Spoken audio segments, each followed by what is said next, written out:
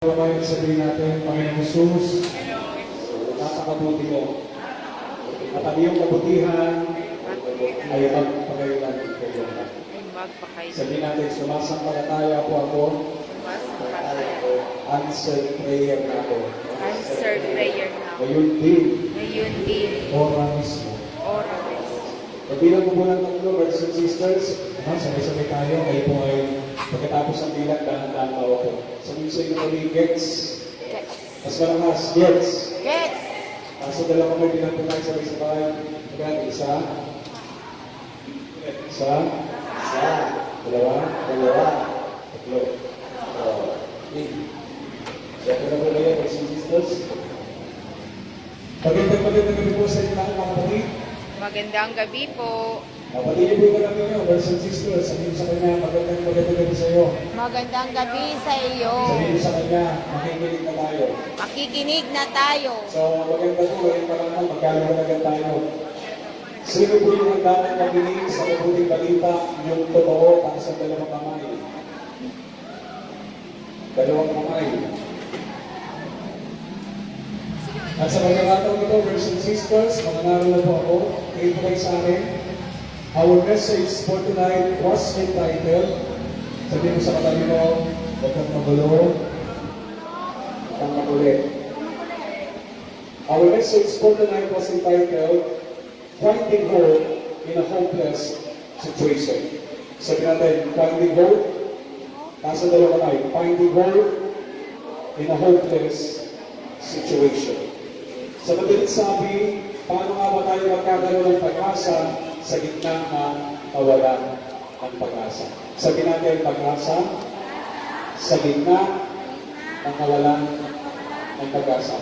Now, we will take a second look, brothers and sisters, paano nga ba in a hopeless situation, no? Na magkakapatid nito sa pangunan ni Mary and Martha, brothers and sisters, ay muling celebrate ng pag-asa. The three things na nais ko mag-impart sa inyo ngayong gabi nito samantalang kayo'y nakikinig. Allow me please. At sa aking pagkapatuloy, pinipuli sa akin, a hopeless situation is just a setup for doing miracles. Just like in the story of Lazarus, katulad po ng aking nabanggit, where one sick final became their place where Jesus revealed His power and glory.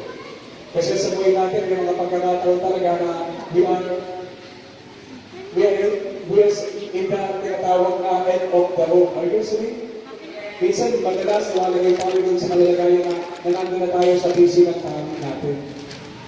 Pero lang dito, mga kapatid nila mahal, ang ganda sa Panginoon, He's always quick to rescue. Lagi ko na rescue ang Panginoon. Kaya nga dito, sinasabi, ang kawalan ng pag-asa, brothers and sisters, ay hindi ko katapusan, kundi ang pinaan patungo sa himala.